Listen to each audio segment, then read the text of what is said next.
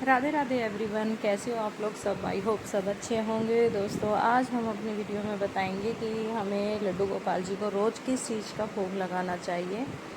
तो देखिए, डेली हम माखन मिश्री का भोग नहीं लगा सकते हैं, क्योंकि ये जाने कि अगर लड्डू गोपाल जी को माखन मिश्री पसंद है तो ये नहीं है कि डेली ही हम माखन मिश्री का भोग लगाएं। तो जैसे हम अपने जीभ के स्वाद के लिए हर चीज़ खाते हैं, उसी तरीके से, उसी भाव से हमें अपने लड्डू गोपाल जी के लिए भोग बनाना चाहिए। और देखिए, जो हमारे घर में भोग बनता है बिना प्याज लहसुन, क्योंकि बिल्कुल स्वादिष्ट भोजन होना चाहिए, और बिना प्याज लहसुन का हमें भोग बनाना होता है अपने लड्डू गोपाल जी के लिए। तो जो हम अपने लिए बनाएंगे, अपने बच्चों के लिए बनाएंगे, वो ही हम अपने ठाकुर जी के लिए बनाएंगे। और ये हमें नियम अवश्य बनाना चाहिए। ये नहीं कि डेली माखन मिश्री या डेली फ्रूट, जो भी हम बना रहे हैं, जो भी हम फ्रूट घर में ला रहे हैं, जो भी हम मिठाई ला रहे हैं, तो सबसे पहले अपना ठाकुर जी को भोग लगाना है, उसके बाद में स्वयं खाना है।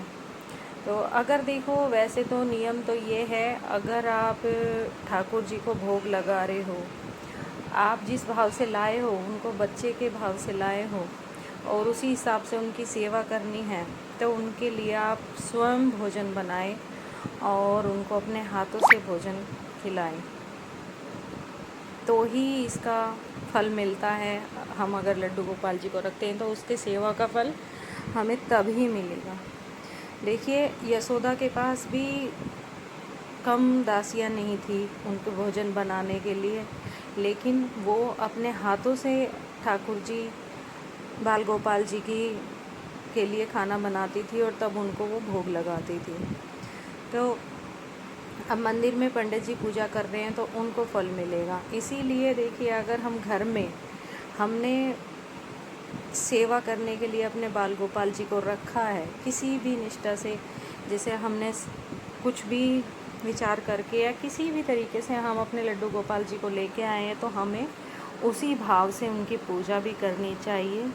अगर हम पूजा करेंगे, जिस भाव से हम पूजा करेंगे, वो ही भाव से हमें ठाकुर जी फल भी देंगे। तो ये हमें अवश्य ध्यान रखना है कि हम किस भाव से उनकी पूजा कर रहे हैं, किस भाव से उनको हम भोग लगा रहे हैं। तो देखिए, जो भी हम घर में स्वादिष्ट भोजन बनाते हैं, सबसे पहले उनको भोग लगाना है, बाद में हमने खुद स्वयं भोजन करना है। जो भी फ्रूट घर में आए, हमने सबसे पहले उनको ही भोग लगाना है ठाकुर जी को। तो बस फिर इस तरीके से हमने अपने बाल गोपाल जी की विशेष ध्यान रखते हुए पूजा पाठ करनी है। राधे राधे।